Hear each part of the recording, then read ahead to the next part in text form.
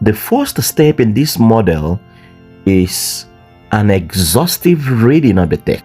And as you are reading the text, you ask yourself one important question: what is this author trying to communicate? And in order to understand the message properly, it is required that you read back and forth in order to understand the entire message.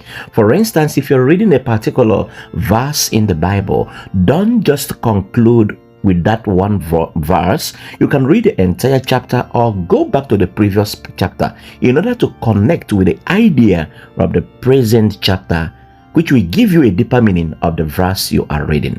This also applies to secular literary works and also to research papers. Ask yourself, what is the author trying to communicate? In a research paper, you will ask yourself, what is the claim that the authors are making? And then what is their reasoning for the claims they are making? And what evidence are they providing for the claims they are making? So it is very, very necessary you understand the message of the author by exhaustive reading back and forth, so that you can grasp the meaning that is beyond the surface. In step 2 of this model, the reader begins to appropriate the message of the author. Having understood the message of the author or the authors or the writer in the first step, the message might still, sound very foreign to you. So at this stage of appropriation, you begin to make the text your own. You begin to situate yourself within the context of the text. You begin to speak the language of the text. And once this is done, then you can enact meaning. Enactment of meaning is to begin to interpret what the author or the writer, had in mind. Through this interpretation, you are already creating a new meaning, which is part and parcel of you. At this point, you can speak the word of the text authoritatively as though it is coming from you. So enactment of meaning doesn't mean that you, the reader, can interpret whatever you mean. Your interpretation should be guided by what the text is communicating.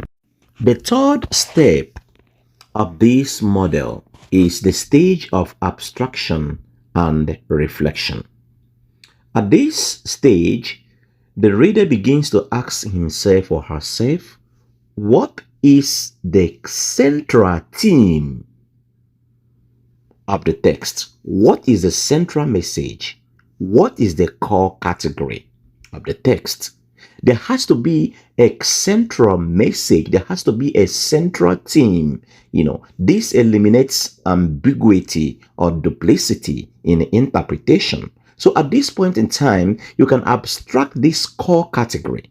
This core category or central theme might be about love, about generosity. It has to be something, particular that the text is talking about. And this central message is what you will begin to reflect on. So this brings you to the point of reflection. You begin to reflect either on generosity, begin to reflect either on love, or begin to reflect about maybe employee engagement, begin to reflect on the central theme. The last stage of this cycle, which is the fourth stage, is the stage of practical and contextual application. So having understood the core message or the central theme of the passage of the text you are reading, and having reflected upon this central message, this final stage is the stage of practical or contextual application. At this stage, the reader begins to ask himself or herself, how can I apply the fruit of reflecting upon this text to solve practical problems around me? It requires practical application of what you have learned from the passage or from the text you read. Finally, please do note that this cycle is not a linear one. It is an iterative cycle. That means you can go back and forth from step 4 back to step 1, 2, 3, 4, again back to step 1. You can